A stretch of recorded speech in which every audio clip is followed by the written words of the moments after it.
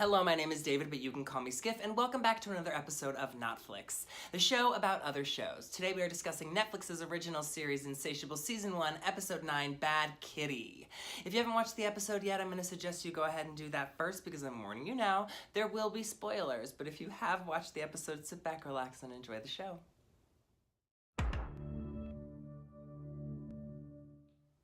So the last time we saw Patty, she had just pushed Dixie off of the wiener truck, and Bob and Christopher Gorham had just finished making out in the bathroom. So flashing forward to this week's episode, Patty is having a nightmare where she doesn't know what has happened to Dixie.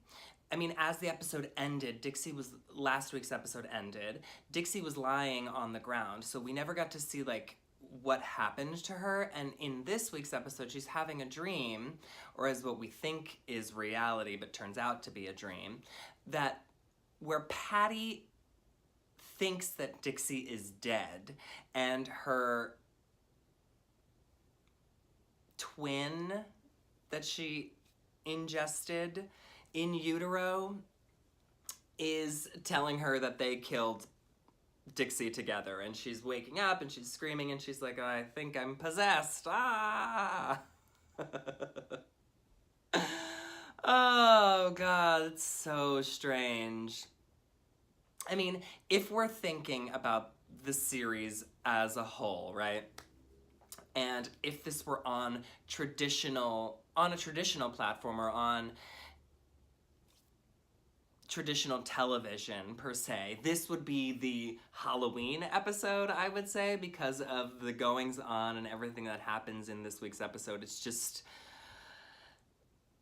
ludicrous, but it does give us a little bit of a break from the beauty pageant nonsense that we've been leading up until this point. I mean, we still haven't seen a full beauty pageant. I'm assuming that they're waiting for the final episode, but let's continue talking about this week. So while Patty is having nightmares about her twin being a demon, Bob, on the other hand, is having a nightmare about his demon and dealing with his sexuality. So he's dreaming about Christopher Gorham being in his bed and to just go with it, or he wants to be inside him. Something oddly sexual again.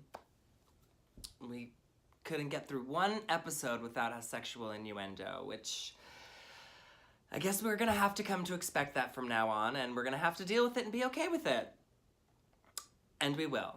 So that's sort of where we're left off with these two characters. Patty is dealing with her demon twin, and Bob is dealing with his demon being his sexuality and whether or not he is, I guess, okay with being gay or bisexual, or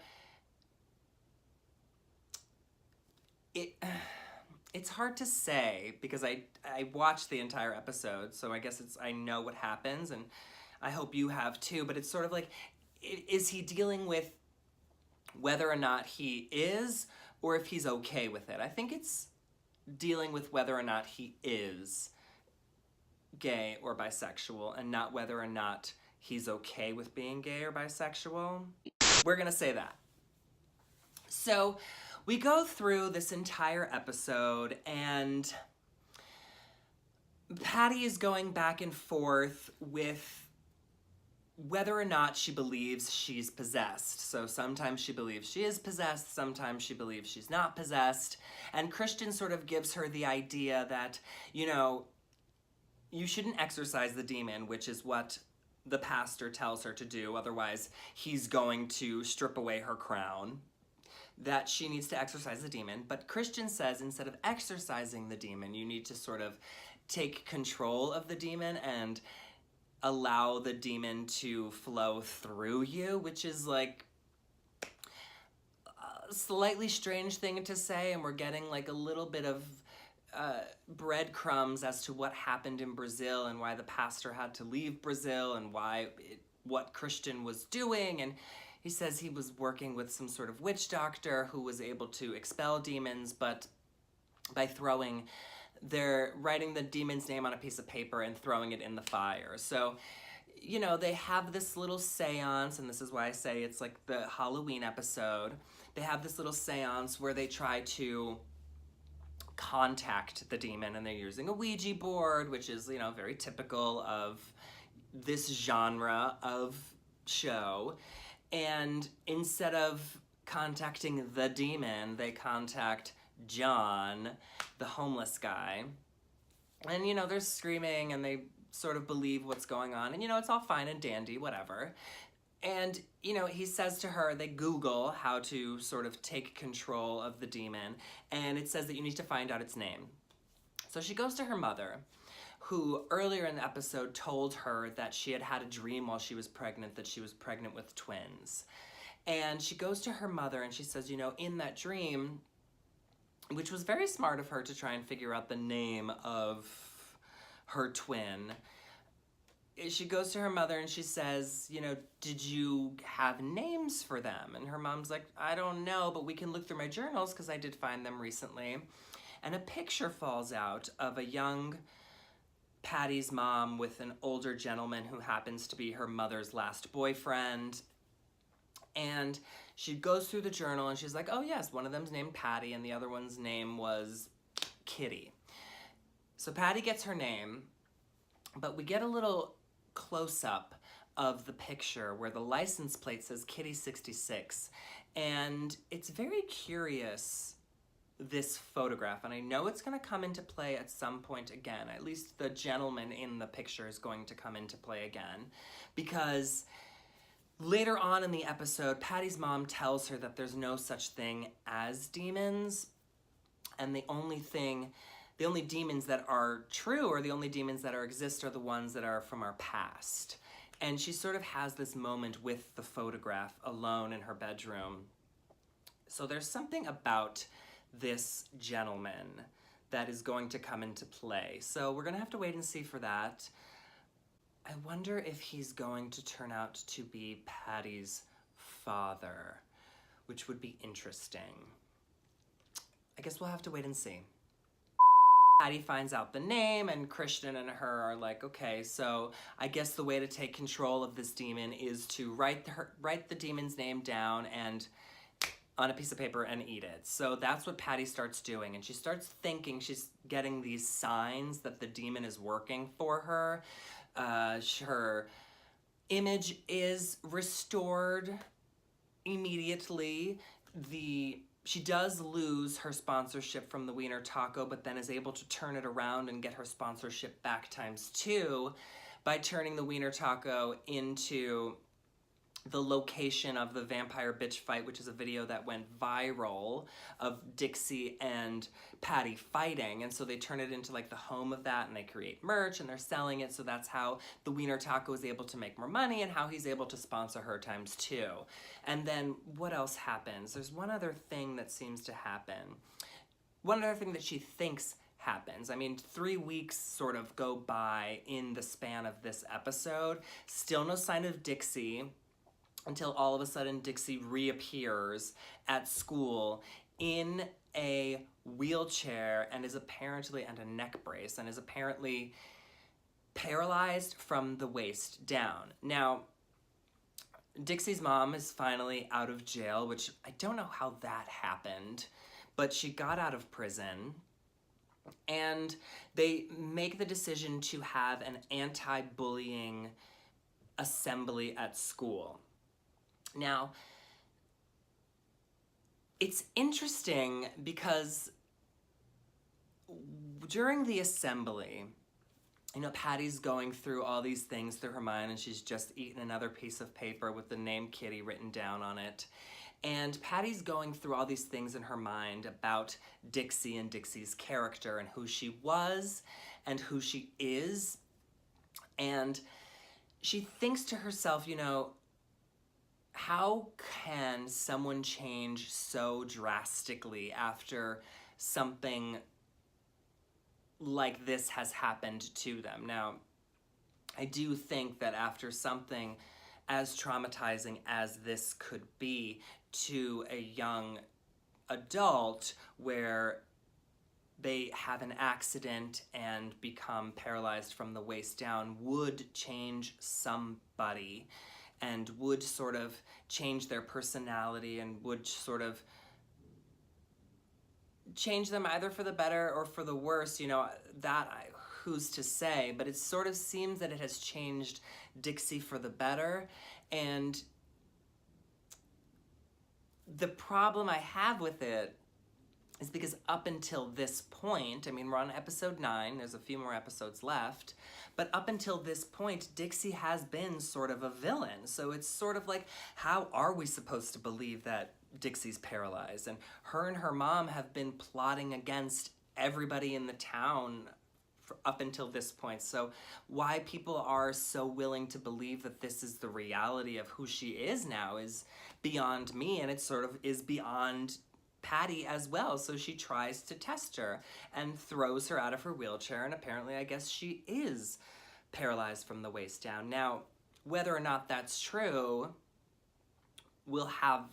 is yet to be seen, I believe, because I still have a sort of sneaking suspicion that they are faking it. I don't know why, it just doesn't seem genuine when it comes from these two characters, because they have been villains up until this point. So to have them sort of change character at this point wouldn't make sense in a storytelling perspective, right? But I guess in a reality perspective, it could have happened, right? But this shakes Patty into thinking that she does need to exorcise her demons. So she calls the pastor, and the pastor's like, I'm coming, I'm on my way, but there happens to be a storm, and he can't make it. He gets into a car accident, so Bob is the one who has to exorcise the demon, and they go through this, generic exorcism that they find on Google, and she throws up, and then, because she's been eating paper, so of course her stomach is upset, but she throws up, and they think they've expelled the demon when in walks Pastor Schwartz, who was the one who was supposed to exorcise the demon, and he tells them, look, there probably was the demon, there's no demon now, but there probably never was a demon, and the thing is that sometimes people think they have been possessed or think they have this sort of demonic spirit because they're trying to come to terms with something within themselves or are having trouble coming to terms with something within themselves. And he tells Patty, you pushing a paralyzed girl out of a wheelchair is on you. It's a tough pill to swallow, but you're gonna have to learn to deal with that.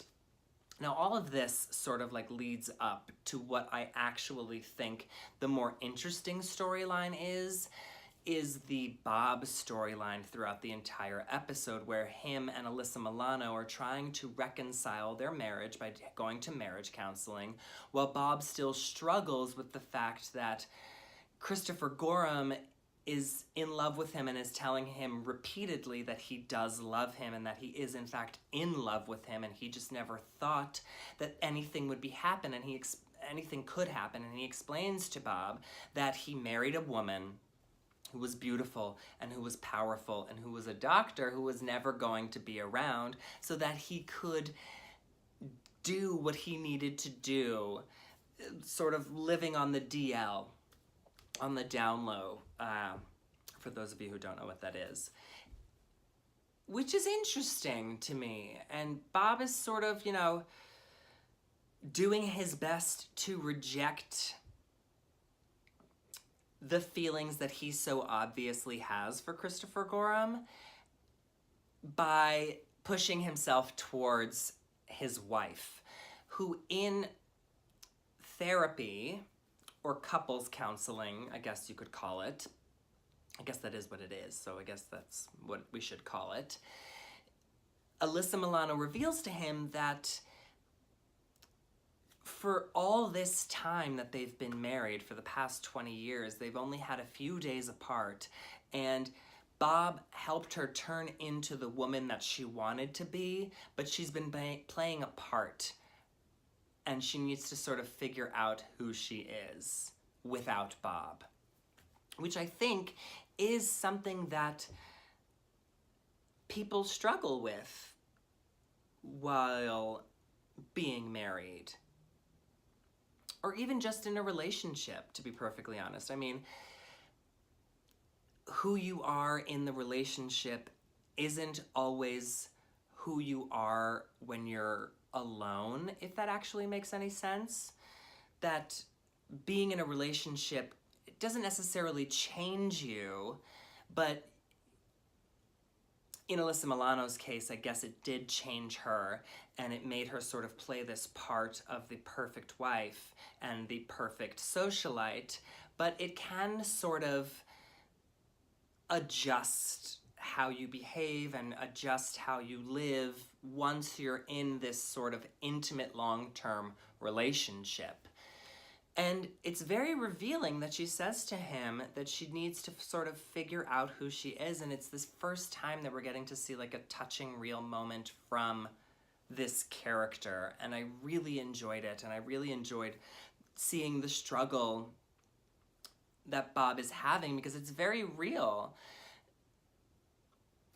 And it's a very real struggle that people go through every single day. And, you know, having the exorcism storyline paired with this, where then the pastor comes in and says, you know, they think they have this demon because they're struggling to accept a part of themselves that they can't accept, sort of like rings a bell in Bob's head, where he then goes to Christopher Gorham and he thinks to himself, you know, I might not be gay, but there is a possibility that I'm bisexual, and I think that I need to explore it. And he tells Christopher Gorham that he loves his wife, and then the episode ends with a kiss, with a very passionate kiss between the two men. And where this is going to lead us, I don't know, but I'm very excited. So we'll have to wait until next week. Thank you so much for tuning in to another episode of Notflix. If you enjoyed yourself here, make sure to subscribe and hit that bell notification so you can get notified every single time I upload a new video. If you want to keep up with me on a more regular basis, you can follow me across all social media platforms that you can call me Skiff. If you want to be a friend, tell a friend. We will see you on the next one. Bye-bye.